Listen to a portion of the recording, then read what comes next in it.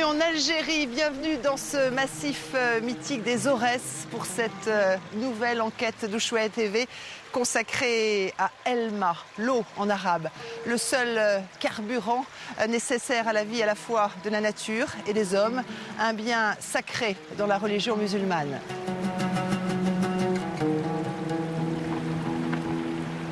L'exemplarité algérienne en matière d'accès à l'eau est maintenant reconnue sur la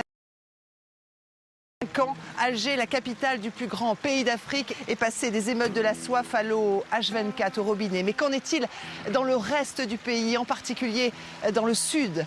Les balcons du Roufi où nous nous trouvons marquent justement la frontière entre le nord et le sud de ce pays, avec l'apparition de ces palmiers qui témoignent de la présence d'eau en abondance aux portes du Sahara. C'est précisément dans les entrailles de ce plus grand désert du monde que nous allons tenter de pénétrer. Tout au long de ce périple de 2000 km d'Alger à Adrar, je serai accompagnée des croquis de deux dessinateurs de presse amoureux. L'un s'appelle Plantu, il est français, l'autre est algérien, il s'appelle Dilemme. Bon voyage.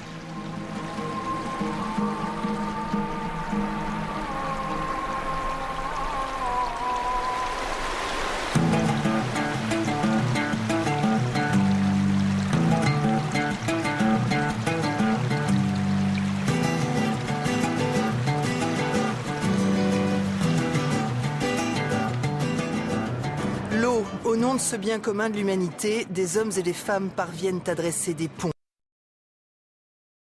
de nos différences. Omar Arous fait partie de cela. Cet ingénieur originaire d'Adrar, dans le sud algérien, enseigne à l'Institut des sciences de la nature et de l'agroalimentaire de Bordeaux.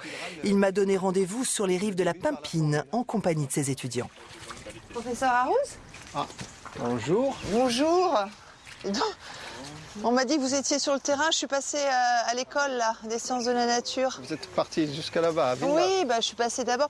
Heureusement que vous m'avez dit de mettre des bottes. Hein. Attention, oui, parce que là, on travaille Bonjour. dans l'eau. Bonjour. Bonjour. Ce sont les étudiants, bien sûr, nos étudiants de Gémois-Nanan qui travaillent dans l'eau. Les étudiants de Gestion et maîtrise de l'eau. Je pars là dans quelques jours. Je voulais absolument vous voir avant parce qu'on m'a dit que vous aviez créé des passerelles entre votre ville natale, au cœur du Sahara, et Bordeaux. Alors qu'on a l'impression de ne pas voir un lien entre les deux. Pas franchement, non. Ah alors. si, il y a pourtant des liens. C'est-à-dire alors il faut voir que entre la région d'Adrar, au sud-ouest de l'Algérie, et la Gironde, on a une similitude au niveau du relief. On a deux régions qui ont un peu la même pente. Je parle du terrain naturel.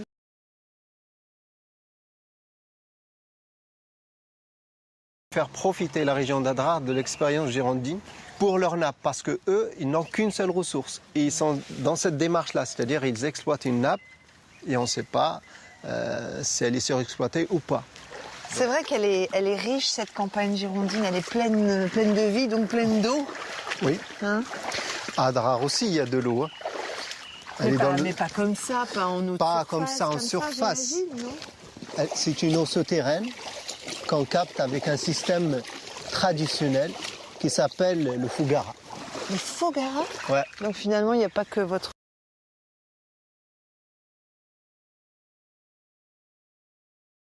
chose qu'on vous a transmis.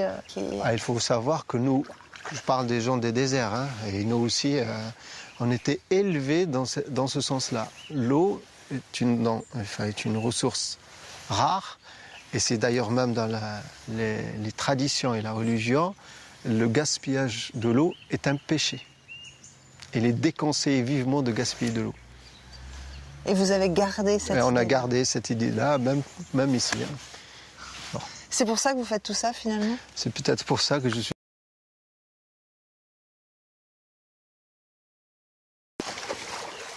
J'ai envie d'y aller là maintenant, ça y est, vous m'avez donné envie. Les Fougara d'Adrar.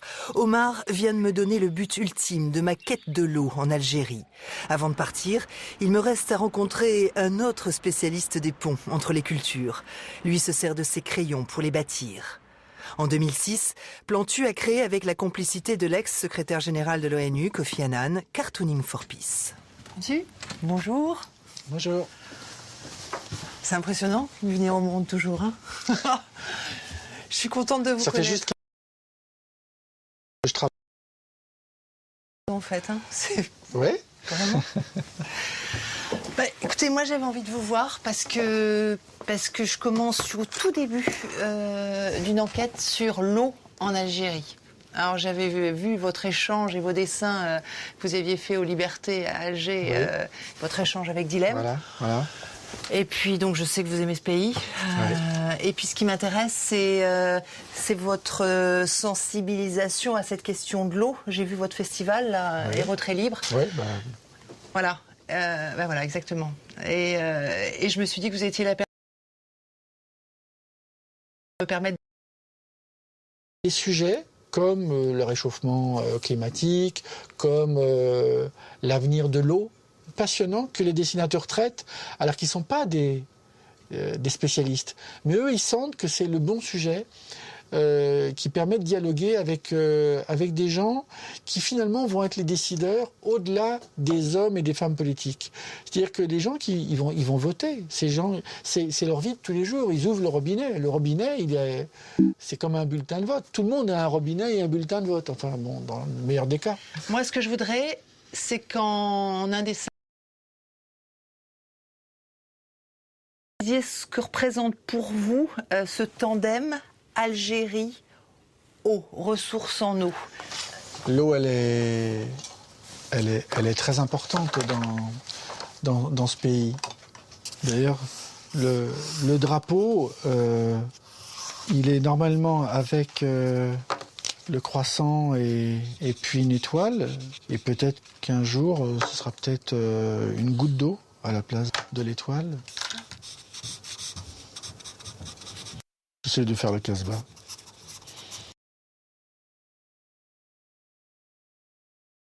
De rencontrer votre alter ego de liberté, là, Ali Dilem. Avec Dilem. Qu'est-ce qui caractérise Dilem? Il est caustique, vous m'avez dit?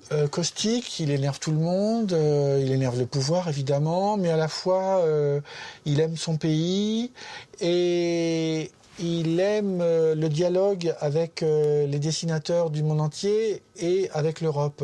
Il est en train de nous raconter tout simplement qu'un dessinateur, il est tout simplement un artiste qui a seulement envie d'être un passeur. Qu'est-ce que vous conseillez à la...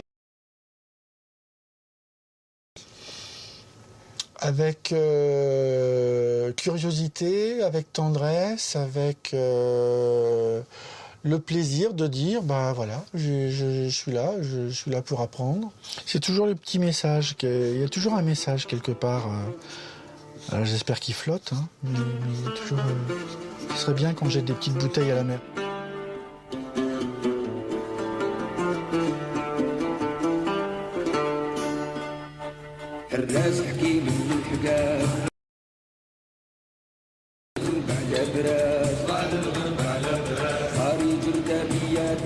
Notre-Dame d'Afrique surplombe Alger-la-Blanche et ses paraboles.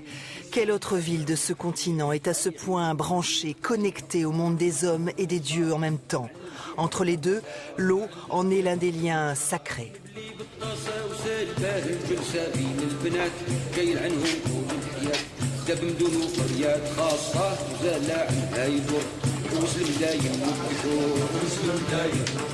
وموصل لازمور يسمح بنت ظريفة عذرا وباهية ولطيفة بالعود كتخبل وتصيح معاه بالحقاسي والحكام صايلة بيهم عند الريام عياط الغرب مع الكلام عياط الغرب مع الكلام من طعش عام عندها في عمرها عذرا مخنطرة في صغرها عندي كبرات العشرة واليوم ما تخطاني. Pour un musulman, l'ablution est la moitié de la foi. Ce rite précède chacune des 5 prières quotidiennes. Mais avant 2006,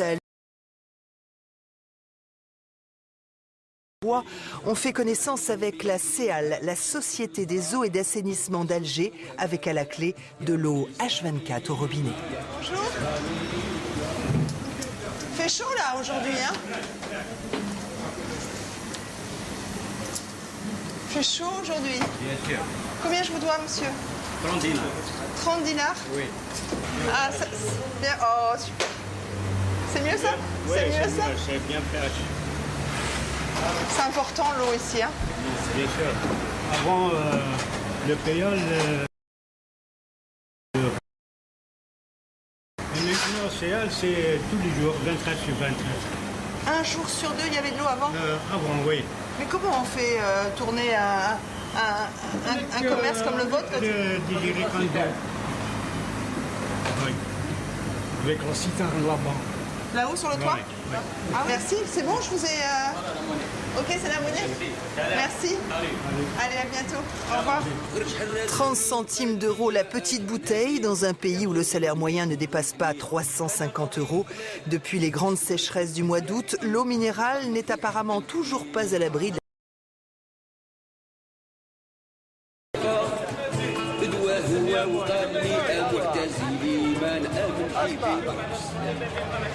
Il y a un truc qui me frappe depuis que je suis arrivée à Alger, c'est la densité de population. Ouais. Il y a du monde. Enfin, c'est quoi, 4 millions d'habitants? C'est 4 millions en journée, c'est 3 millions. 4 millions en journée, oui. Avec beaucoup de jeunes. Beaucoup de jeunes. Et c'est cette population-là que la CEAL essaye de servir au mieux en termes d'eau, c'est ça? Oui, exactement. C'est ces 4 millions de personnes qui avaient besoin. Maintenant, non. Voilà, c'est ça. Centre de télécom.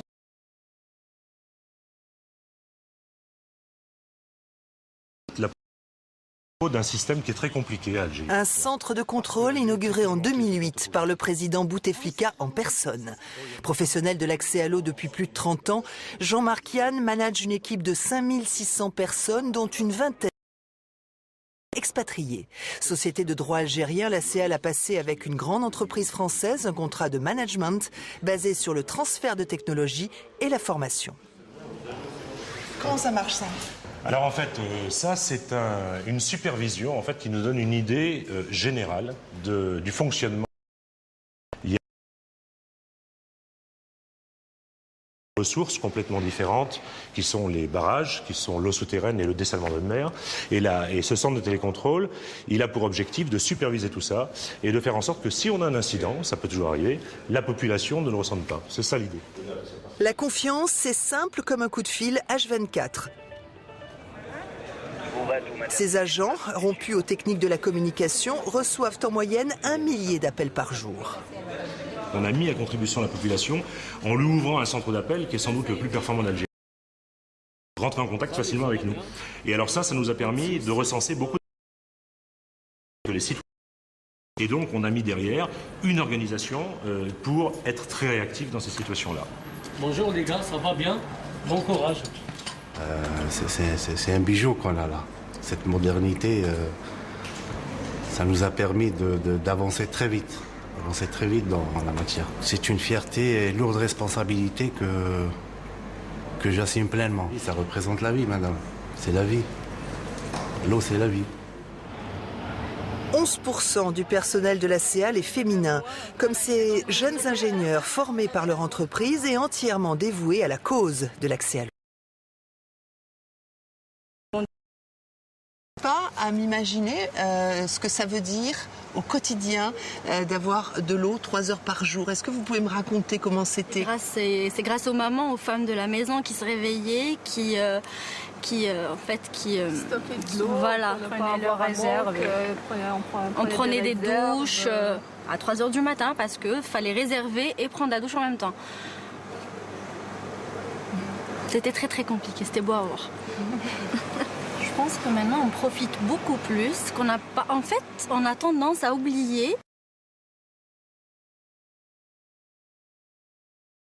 On oublie d'ailleurs, dès qu'il y a une petite coupure d'eau, on est complètement dans la panique. Très exigeant. Voilà. Depuis mon passage au bureau de Plantu au Monde, j'attends avec impatience de rencontrer Dilem, son compagnon algérien de Cartooning for Peace. De lui, je n'ai vu jusque-là que ses dessins à la une du journal Liberté. J'ai peut-être une chance de le croiser à Bab El Oued, son quartier fétiche. رونالدو ام 21 سنه ما لعب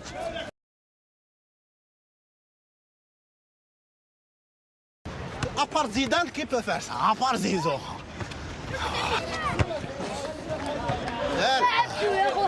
Bon. Bon courage les jeunes. Salut Dilem. Madame, c'est le tout. Je savais que je pouvais vous trouver ici. Bab el Oued, c'est un endroit où vous aimez venir souvent? C'est pas un endroit, c'est l'endroit. C'est the place, c'est Bab el Oued. Bab, c'est la porte. Mais la porte dans le sens l'ouverture à. Bab, comment dirais-je, la traduction littérale est presque large. Tout ce qui a trait à de l'eau vive, de l'eau qui bouge et de... Alors peut-être on peut négocier avec les petits-enfants? Ou alors je les prends sur mes genoux? C'est pas sûr. Allez-y. Vous parlez arabe, vous y arriverez, sinon... Vous allez m'aider? Comptez pas sur moi. Je suis pas bon baratineur. اسمع معلش نقعدوا هنايا ما نديرونجيك. Non, je te confie la planète, d'accord? Je te donne la planète et tu joues avec, mais tu la protèges aussi, d'accord? Allez. فهمت ولا ما فهمت؟ انا parce qu'il y a des Là, hein. قولها يعطيك قولها ميرسي مدام وراح. عطيها لي. Ali, l'eau dans la tête des gens en Algérie et à Alger en particulier, c'est quoi? J'ai peut-être cette déformation aussi que je le vois avec mon œil de dessinateur. J'ai traité aussi de ce sujet. Hein. On est quand même, j'imagine, le seul pays à avoir eu et à avoir toujours un ministre des ressources en eau. C'est quand même assez énorme. Et qui, apparemment, il était génial à ce poste-là ou quoi que ce soit, est devenu depuis peu, d'ailleurs depuis moins d'un mois, le Premier ministre de notre pays, Abdelmalek Sellal. L'eau est quelque chose certes, de super important. Alors j'ai retrouvé ça, je suis passée au journal tout à l'heure. Sympa. Et donc le directeur de la publication m'a donné ça, avec ce dessin qui vous a apparemment valu pas mal d'ennuis. Vous vous souvenez de ce dessin? Oui, bien sûr. L'Algérie traversait une période de sécheresse. Il est de coutume chez les musulmans à partir d'un moment où il n'y a plus d'eau, qu'on décide au niveau national, un ministère encore du culte, et décide d'appeler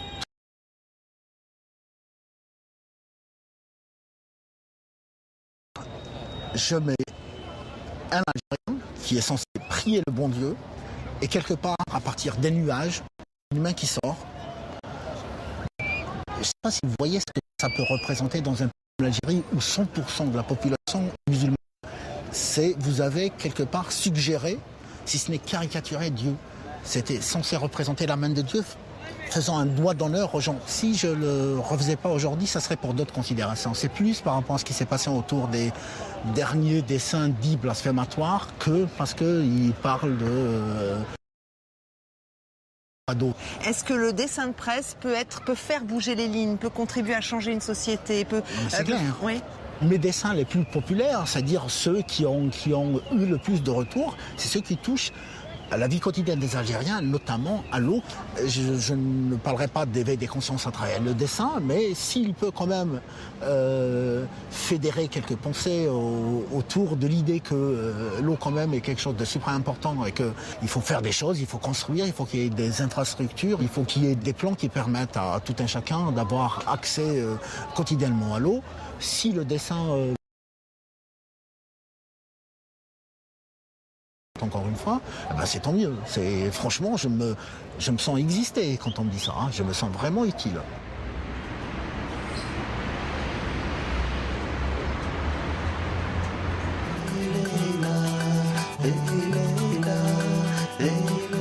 La prochaine étape de mon enquête est à plus de 400 km au sud-est d'Alger.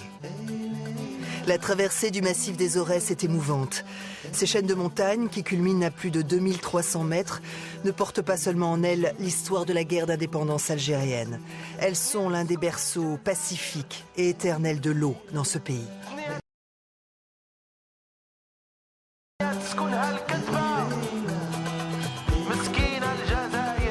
Comme un désir jaillissant de vie aux avant-postes du Sahara, les oueds, les rivières ont forcé le passage pendant les périodes de crue, faisant naître des oasis au cœur des vallées. Biskra et son printemps éternel en est l'une des plus anciennes et des plus actives, une place stratégique pour l'agriculture algérienne à la porte du Grand Sud. C'est ici que m'attend Abderrazak Kardraoui, un expert de la gestion de l'eau au Sahara. C'est vrai qu'il fait bon, hein, et en calèche, c'est encore mieux.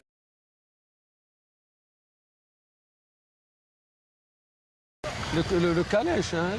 Vous êtes né ici, vous? Oui, oui, bien sûr. Moi, je suis né ici. Bon, je prenais le calèche à l'époque pour y aller, pour se déplacer. On se déplaçait en calèche. Moi, je ne m'attendais pas à voir autant d'arbres aux avant-postes comme ça du Sahara. Donc, pour les régions du Sud, elles se distinguent par 2 barrages, quand même. Le jardin public, c'est exceptionnel ici? Oui, oui. Dans une région du Sud, c'est l'unique, hein, dans la région saharienne, même notamment dans la région du Nord. On ne peut pas trouver un jardin de quelques hectares uniquement.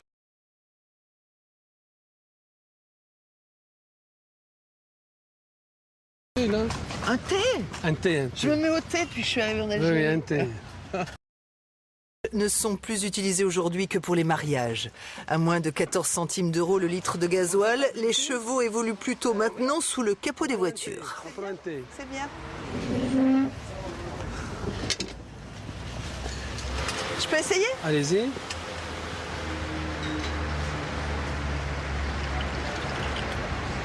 C'est bon, c'est un début. Un début, mais bien, c'est bien.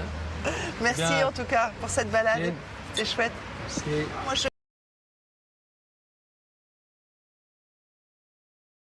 C'est ici qu'elles sont produites? C'est la région de Biskra, la région de Tolga plus précisément. C'est là où il y a la Degletno. C'est l'une des meilleures dates, je dirais, du monde. C'est le produit agricole phare de la région? Oui, il y a à peu près 100 000 hectares irrigués. Hein. C'est important, qui représente quand même le 1/4 par rapport aux régions sahariennes. C'est stratégique alors ici? Ah oui, oui, oui, oui. Il y a aussi de l'eau, c'est grâce à l'eau parce que élève à peu près 700 millions de mètres cubes d'eau par an à partir des nappes souterraines. C'est à partir de cette eau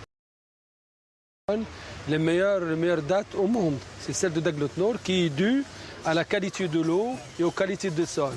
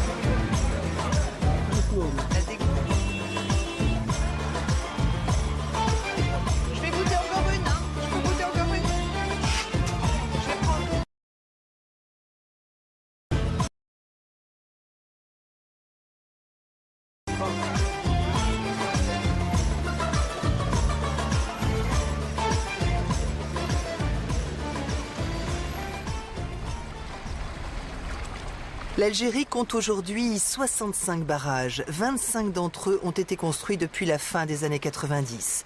D'ici 2016, il y en aura 14 de plus. Bon voilà, donc je vous présente monsieur le directeur des ressources en eau de la wilaya de Biskra. Bonjour, soyez les bienvenus, monsieur Selam Abdenour. Alors maintenant, vous êtes sur le site même du barrage Fontaine des Gazelles.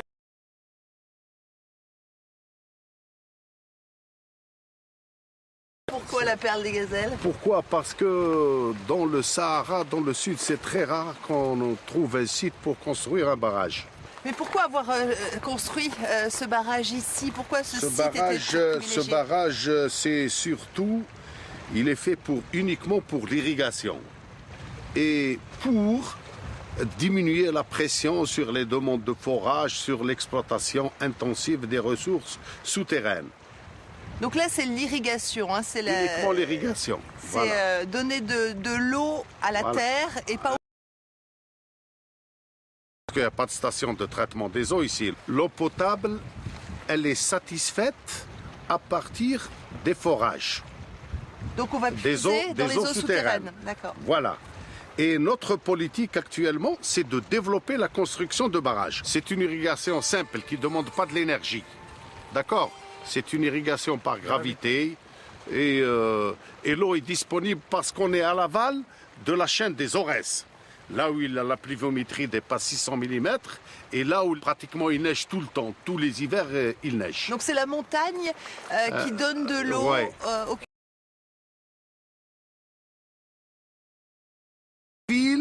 en production de légumes de maraîchers. On a 80 000 serres. Et c'est des primeurs. Hein? La première wilaya à travers l'Algérie. Et ça fait notre fierté en tant que mobilisateur d'eau. Quelle place tient l'eau dans votre vie, j'allais dire de citoyen de Biskra et dans votre vie professionnelle aussi? Comme je suis hydraulicien de spécialité, donc c'est un bon métier que j'ai choisi et je ne le regrette pas. J'ai 32 ans de service, j'ai participé à la construction de barrages, la construction de transferts d'eau. Et mon enthousiasme, ma joie, c'est lorsque je creuse un forage et lorsque l'eau jaillit des profondeurs, à ce moment-là, je sens que je servis à quelque chose. En 13 ans, cette marche forcée vers l'accès à l'eau a coûté à l'État algérien 40 milliards de dollars. Ces services subissent la pression constante des agriculteurs qui veulent voir ces accès souterrains à l'or bleu se multiplier pour améliorer leurs revenus.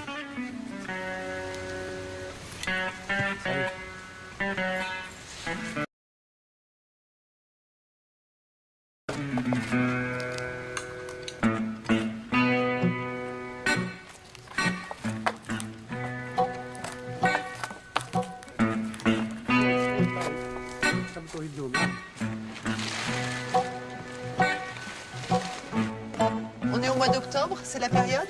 Oui, la fin octobre, c'est la meilleure période. قالت لك تسمع هذا هو الوقت اللي نحيو فيه ولا مازالش؟ احبس المراكب بس تما خالد مش خالد هذا هو اللي طيب مليح.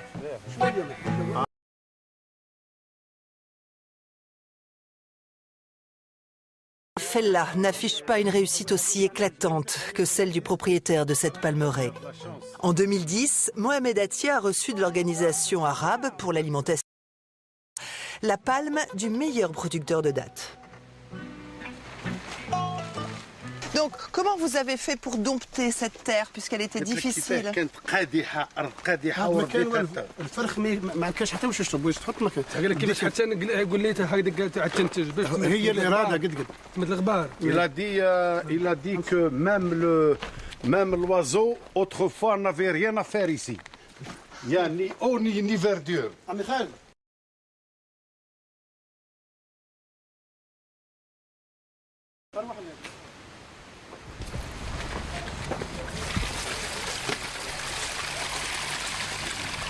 Donc l'irrigation c'est fait par submersion. Donc le forage il fait à peu près 10 litres seconde sur une profondeur de 300 mètres. C'est de l'eau potable? C'est de l'eau calcaire, oui. Puisqu'elle sort du forage. L'eau est gratuite maintenant en agriculture. Soit qu'elle est donnée à partir d'un barrage, soit qu'elle est donnée à partir d'un forage. Ça veut dire qu'un propriétaire comme celui de cette palmeraie ne paye pas l'eau? Il ne paye pas l'eau, il paye uniquement l'énergie. Pour l'instant, l'énergie utilisée, c'est l'électricité, donc le pétrole, le gaz. Mais l'Algérie est en train de développer un projet qu'on appelle Desertec. C'est un très grand projet pour réaliser des stations de 1000 MW à partir de l'énergie solaire. Et ça sera une grande expérience, si on va toucher quelques L'énergie dans le pompage. L'énergie solaire, c'est une énergie d'abord gratuite, non polluante. Ce qui est plutôt polluant, c'est de produire de l'énergie à partir du gaz, du pétrole, et faire sortir de l'eau, c'est encore plus polluant. Faire sortir beaucoup d'eau, c'est encore plus polluant, parce qu'un mètre cube d'eau soutiré va polluer 10 mètres cubes d'eau ailleurs, quelque part ailleurs. Préservons cette eau, même si elle existe, même si elle est en grande quantité, il faut bien la gérer. Voilà. Si le cœur de cet ingénieur hydraulique, presque à la retraite, penche pour le soleil, celui de l'Algérie, lui, penche clairement pour le pétrole et le gaz. Le coffre-fort du pays se trouve ici, dans le Grand Sud. La hausse du prix du baril permet à l'État algérien de rapprocher la partie la plus vaste, mais la moins peuplée du territoire, du principe fondamental de l'égalité de l'accès à l'eau contenu dans la Constitution. Un moyen de la population.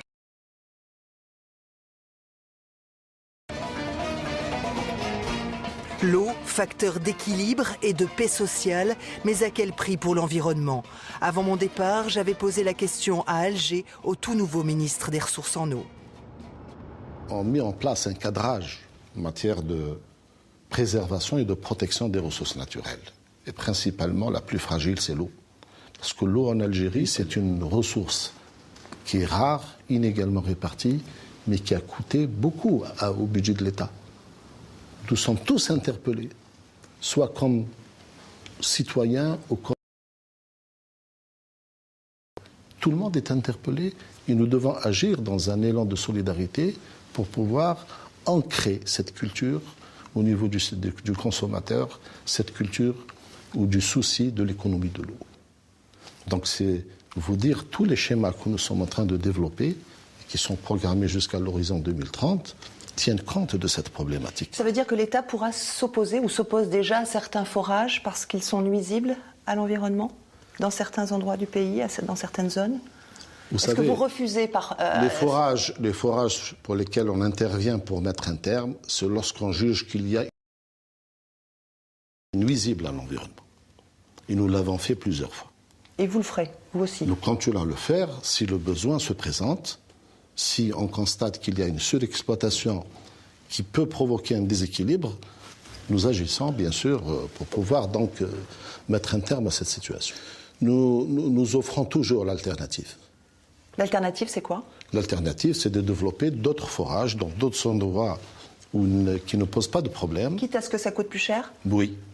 C'est vrai qu'on a un grand Sahara et on a cette chance de disposer donc d'une véritable mer souterraine, en raison de son volume, de son étendue, n'est-ce pas? C'est à la fois mais elle appelle à beaucoup d'obligations. Le Sahara, si peu béni des dieux par la pluie, renferme donc un véritable trésor hydrique. 40 000 milliards de mètres cubes d'eau, s'étendant sur plus d'1 million de kilomètres carrés. L'Algérie en possède plus de 70%, le reste s'étend sous la Libye et la Tunisie. Un réservoir d'eau potable mais fossile. Les trois pays ont mis en place un mécanisme de gestion transfrontalier placé sous la responsabilité de l'Observatoire du Sahara et du Sahel.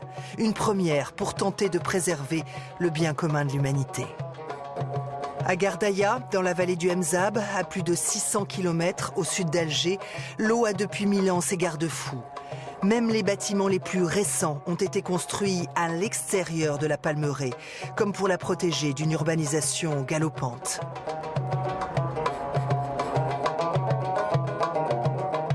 À mon arrivée,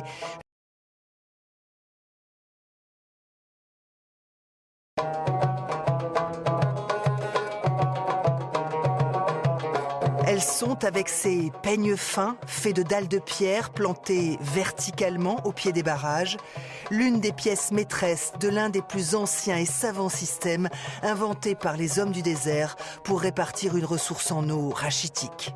Cette maîtrise traditionnelle de l'irrigation consiste à retenir une partie des eaux fluviales par des digues. Le trop-plein d'eau est alors canalisé vers la nappe phréatique. Réapprovisionnée, cette nappe est censée alimenter la Palmeraie pendant 3 ans par un système de puits artificiels.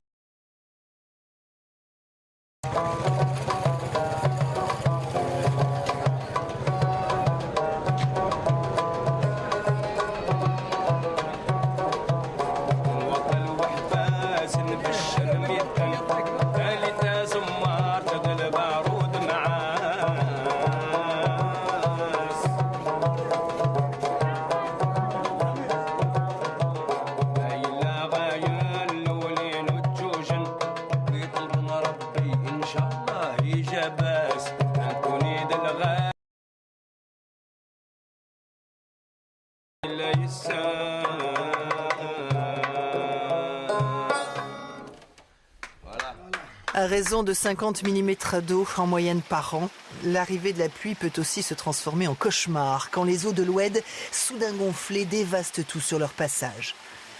Alors depuis 7 siècles, les Mozabites, commerçants habiles et voyageurs, ont fait en sorte de dompter ce don de Dieu, transformant cette vallée du Mzab, si peu hospitalière, en un carrefour où l'on pouvait se nourrir et faire des affaires. Les experts ils sont là 24 sur 24.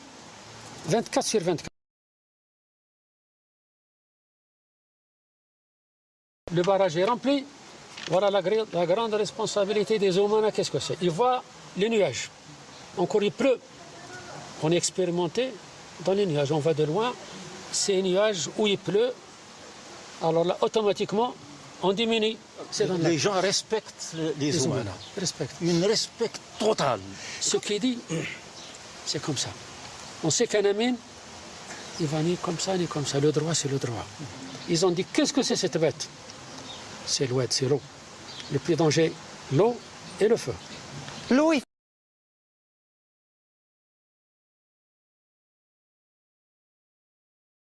La caresser, il faut faire des bonnes études. Dans le bon sens du poil. Exactement. Parce que si on ne fait pas des études, on ne fait pas des barrages, ils nous en parlent. C'est les inondations. C'est les crues et c'est pas bon. Exactement. D'accord. Mais quand même, l'eau, tout le monde en veut. J'imagine que tout le monde veut de l'eau pour avoir les meilleures palmeraies, les meilleures cultures. Je vais vous répondre à une question très importante. Très importante. C'est-à-dire, on va descendre tout à l'heure, vous allez voir comment on donne l'eau à un jardin.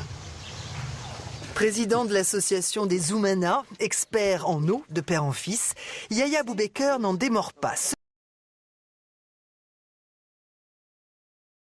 Habitant de la vallée du Mzab. Vous m'emmenez là? Ici, c'est la palmeraie de Ghardaya. On est souterrain actuellement, à environ 22 mètres de hauteur. On est sous la palmeraie là? Oui. Donc finalement, on est sous la carte que vous m'avez montrée tout à l'heure. Oui. C'est ça, hein? Oui. Partage des eaux.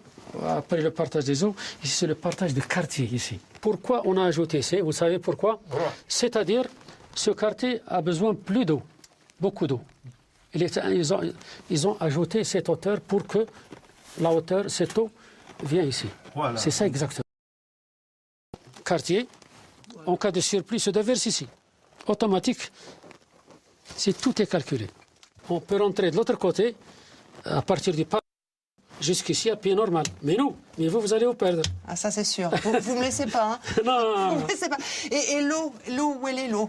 L'eau. Quand il pleut. L'eau, quand il pleut, c'est la plus grande fête. D'ailleurs, dans chaque prière, on prie Dieu pour avoir de l'eau, un oued. L'eau passe par ici.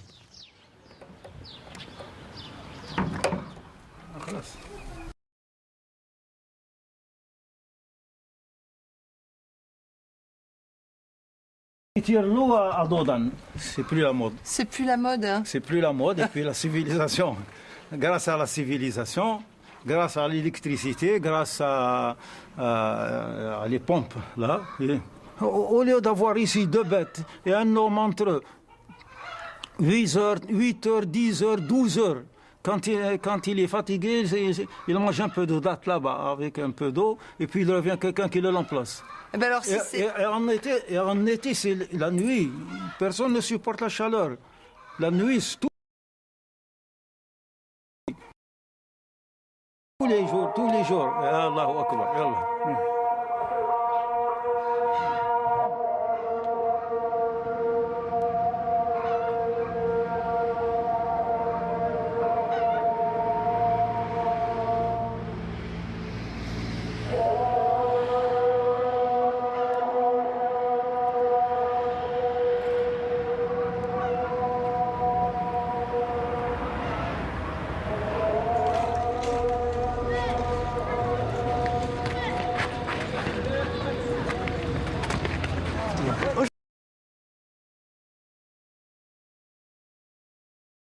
s'amuse, etc. Et cette jeunesse-là, vous pensez qu'elle aura le souci de préserver l'eau? Elle a déjà le souci de préserver l'eau. Mais où elle apprend ça? Au sein de la familiale déjà, à l'intérieur même de la famille. Animateur d'un forum citoyen, Aoumer Bakeli cherche lui aussi à établir des ponts entre les générations, entre les Mozabites et les autres communautés algériennes. Je ne dis pas aux jeunes, écoutez, vous n'avez rien fait, eux ont tout fait. Non, ça c'est pas vrai. Je dis, vous êtes capable de faire mieux parce que vous avez les moyens qu'ils n'ont pas eu. Mais ça dépend des sociétés aussi, ça dépend des milieux, des cultures locales. Parce que l'Algérie est un pays à multiples facettes culturelles. Est-ce que les adultes ont assez de conscience pour savoir transmettre le flambeau? Vous disiez tout à l'heure, est-ce qu'il y a une transmission de savoir-faire? Oui, c'est ça qui est important. Et les régions qui ont réussi sont celles qui ont réussi à transmettre le flambeau. Parmi elles, c'est le Mzab. Et un enjeu vital et qui touche toute la planète comme l'eau, oui. Ça peut être le ferment qui rapproche. Exactement, mais c'est ça qui a en fait été le ferment déjà il y a 1000 ans de cela. Et s'il a continué, s'il a réussi à passer le millénaire, nous pensons aussi passer le deuxième millénaire, c'est grâce à cela aussi, à une conscience collective qui est intéressante aussi.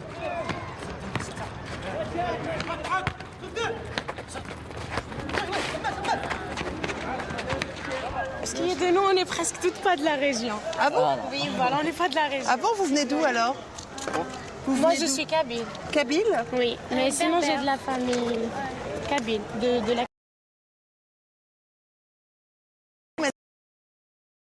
Voilà. Le nord? Et toi? Ici. Ici? Oui, Mozabite, moi. Toi, tu es Mozabite, toi, tu es le local de l'étape alors, c'est ça?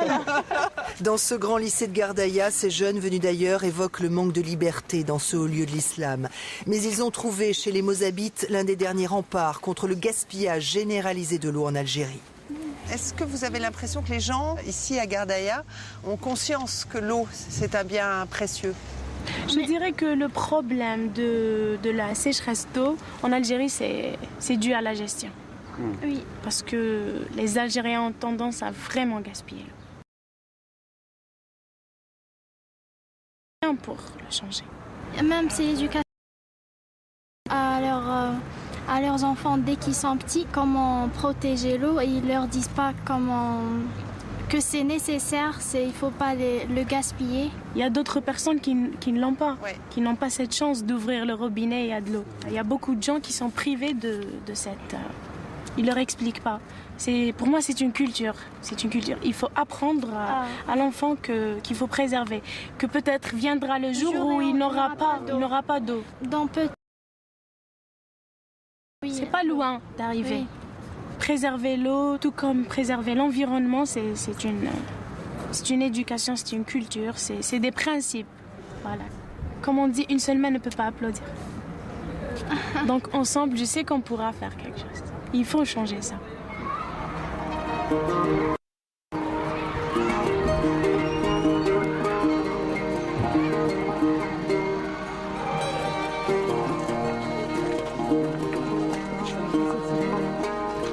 Qu'est-ce qui est marqué? Passeport comme patrimoine de l'humanité. Ah. Ça, avec l'acier depuis 82. Attention à la tête.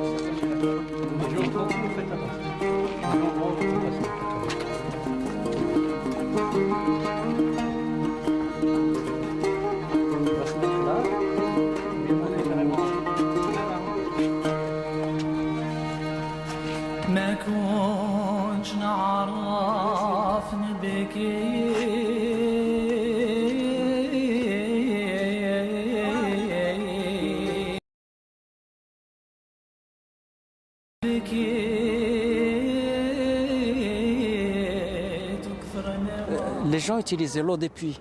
Il fallait aller chercher des puits, il fallait peiner pour avoir de l'eau. L'eau du puits, etc., on l'utilisait avec beaucoup de parcimonie. Et après, il y a eu un changement brutal.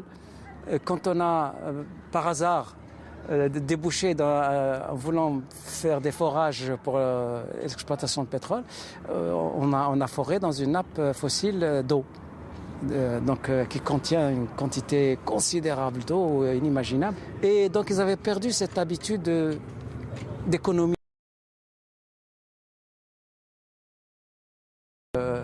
excessif de l'eau, alors qu'on n'avait pas encore de réseau d'évacuation des eaux usées. Et il y a eu donc cette pollution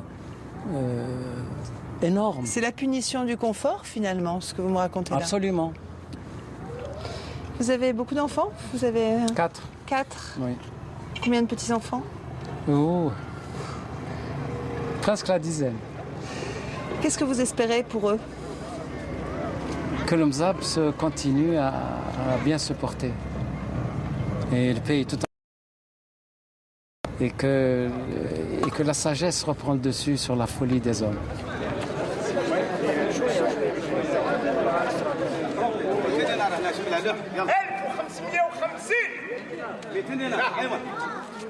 C'est dans les faubourgs de Gardaïa, au marché à la criée de Beni Ezgen, que je trouve ma première gerba.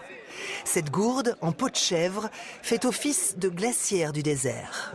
Et ça va, je peux traverser le désert sans problème avec ça? Il faut mettre... C'est comme ensuite on le remplit. Ça se gonfle pas, ça sera... 1500 la suspend. Faut la suspendre.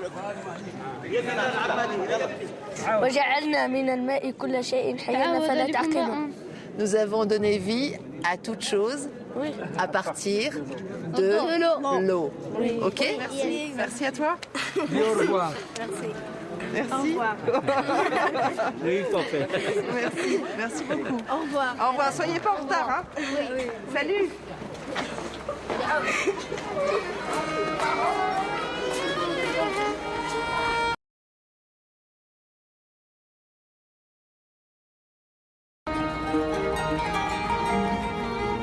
ما كنش نعرفني بكي. Adrar, l'ultime étape de mon enquête, m'accueille dans un vent de sable digne du désert des Tartares. Jadis, cette oasis s'est développée grâce à la culture du blé, des dattes et de la tomate. Mais depuis 2008, l'industrie pétrolière a métamorphosé la capitale du Gourara. Cette wilaya, frontalière du Mali, abrite 480 000 habitants. À Bordeaux, Mararouz m'avait parlé de l'usine.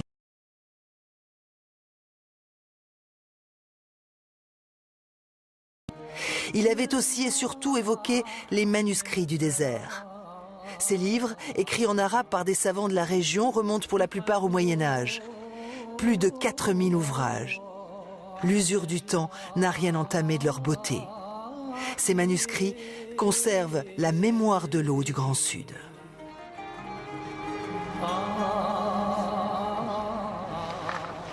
نعم هناك كثير من المخطوطات التي لها علاقة بالماء من قريب أو من بعيد كما نحن بالنسبة إلى الأغنية التي تهتم بشؤون القضاء وتهتم بشؤون المجتمع فيها الكثير من النوازل أو المسائل التي تتحدث عن نزاعات تتعلق بالماء وبالتالي من خلال هذه النزاعات استفدنا أو وقعنا في الكثير من الأمور المتعلقة بالماء سواء في قضية حسبته أو في قضية قسمته أو في الأمور المتعلقة به بصفة عامة. وجعلنا من الماء كل شيء حي. يعني في بعض الأحيان يعني خطب الجمعة دائما تتنوع على حسب مشاكل المجتمع. وبالتالي في بعض الأحيان بما أن الماء أصبحت له قيمة كبيرة وقيمة عالمية مرة المواطنين ولاحظت كذلك المصلين في المسجد إلى الاهتمام بالماء والمحافظة عليه وعدم التبذير والإسراف فيه لأن ذلك ورد بنص الشرع.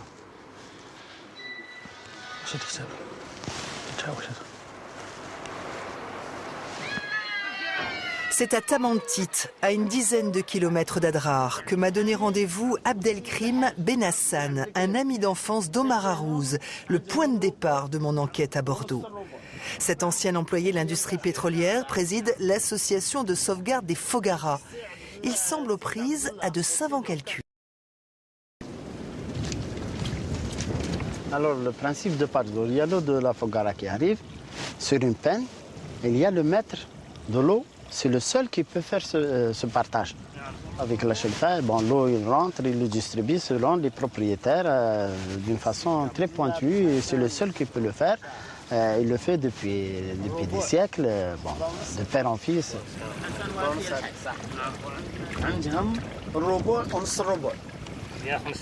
Ça, c'est très ancien, ça. C'est le premier qui l'ont fait. Lui, il a il travaille, ça, c'est la hellaba. Celle-là, il a 6 siècles. Ça, on n'a pas touché. Ça, jusqu'à présent, on n'a même pas pensé à toucher parce que ça, c'est un partage unique. Et ils l'ont hérité de père en fils, et ça a été toujours comme ça. Et on est satisfait de ça, donc on n'a même pas pensé à modifier ça. Mais seulement, on a introduit une technologie pour l'irrigation traditionnelle. Ça, on est en train d'introduire l'énergie solaire, les pompes solaires et les panneaux solaires. Donc, on est en train, pour irriguer, pour gagner de la main-d'œuvre, pour gagner le...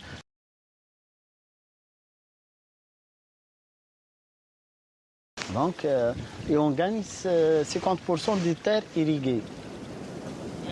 Les Fogaras offrent donc eux aussi un système ancestral de répartition de l'eau. Ce patrimoine, différent de celui de Gardaïa, est lui aussi en voie de disparition. Attachés à leur sud natal, ces jeunes ingénieurs militent pour sa sauvegarde. On est sur un jardin domestique ici? Oui, un jardin domestique. Donc finalement, les Fogaras, ça sert d'abord à ça, à permettre...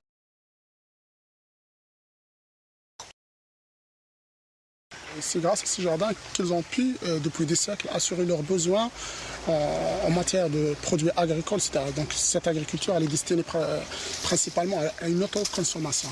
C'est une agriculture vivrière, exactement. C'est à cause de la difficulté de faire l'entretien de la Fogara, donc ils font appel à des nouveaux terrains agricoles avec des nouveaux moyens, des nouvelles techniques. Il y a maintenant de l'électricité, il y a aussi des forages, etc. Mais le problème, ce qui se pose, c'est généralement la méconnaissance des systèmes d'irrigation et la méconnaissance des doses d'irrigation à apporter. Pour cela, on essaie dans l'association de trouver des solutions pour faire en parallèle, garder l'ancien patrimoine, les traditions, l'historique de cette Fogara comme patrimoine et en même temps d'introduire les nouvelles techniques. Et vous, c'est pour ça que vous vous mobilisez? Vous êtes une jeune ingénieure agronome, vous auriez pu miser sur l'agriculture moderne? Oui, mais je préfère Oasien parce que c'est un système ancestral. Il date depuis le Xe siècle à peu près. Si on est là, c'est grâce à ce système. C'est-à-dire c'est vraiment en hommage à ceux qui nous ont précédés, parce que si c'était pas eux, il n'y aura jamais les plus grands au monde et qui fait vivre 80% de la population d'Adrar autochtone.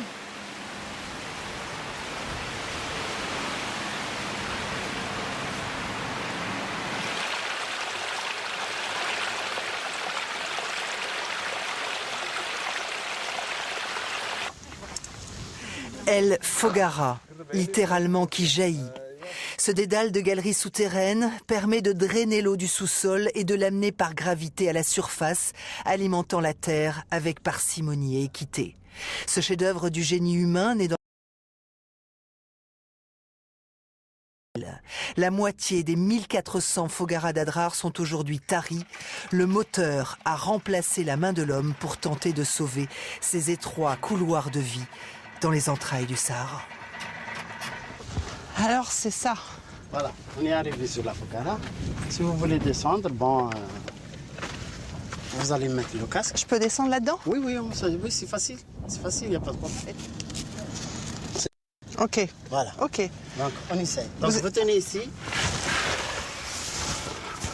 Voilà, doucement. Bien sûr, directement, oui. C'est pas loin, c'est...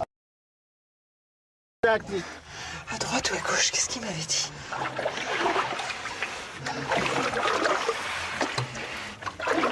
On est sorti encore. Il faut continuer. Épouser les courbes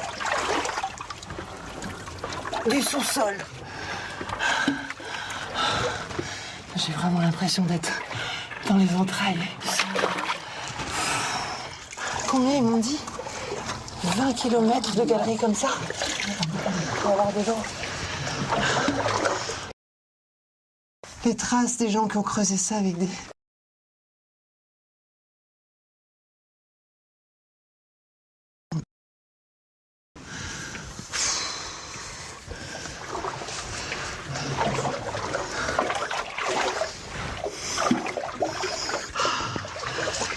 enfin la lumière du soleil.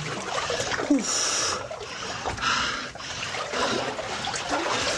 Ça va? Ça va, ça a été? Mais quelle... Pas trop difficile. Quelle expérience extraordinaire. Ouais, il faut seulement le Vraiment. courage. Oui. Non, mais c'est surtout que je pense aux gens. Oui, on Vous marche. jouiez ensemble? Ouais, quand je connais son père.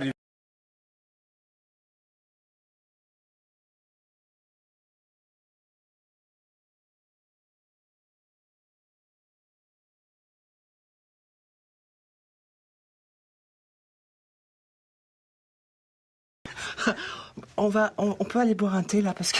Oui, il est déjà pris sous la tente. Allez, super. On y va? Oui.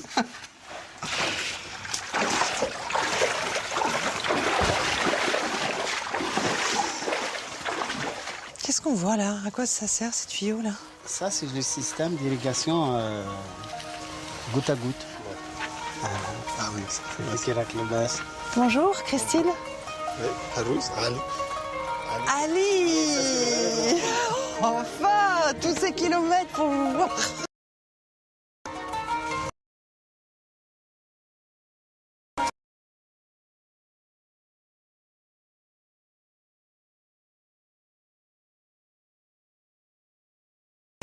Son autre frère, puis sa mère, nous rejoignent sous la Caïma. L'échange va se poursuivre jusqu'au coucher du soleil. Il y a tant à dire sur l'héritage d'un père plus visionnaire que les autres. Son rêve de voir classer les Foggara au patrimoine mondial de l'humanité se réalisera peut-être un jour.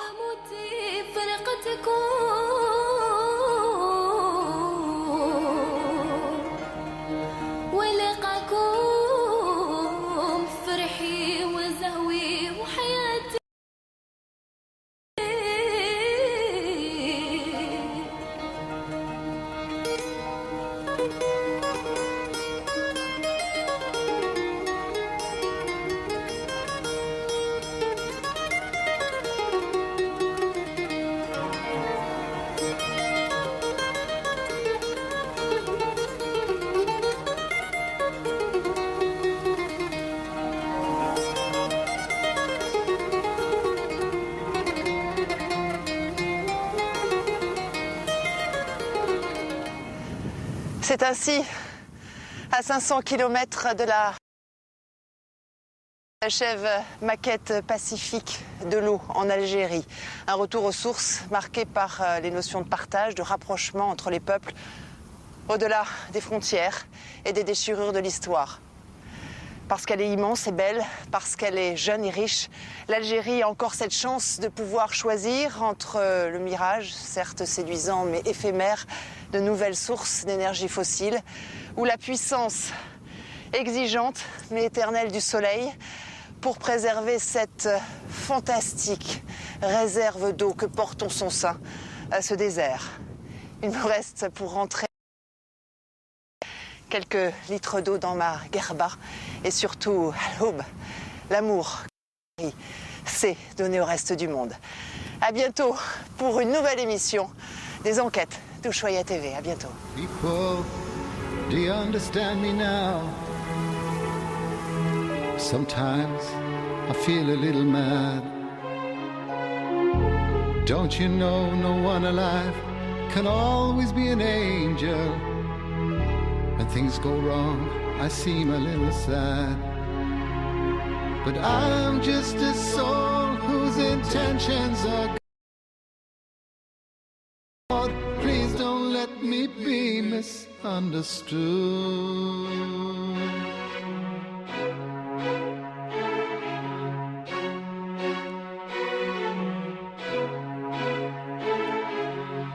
You know, sometimes I'm so carefree,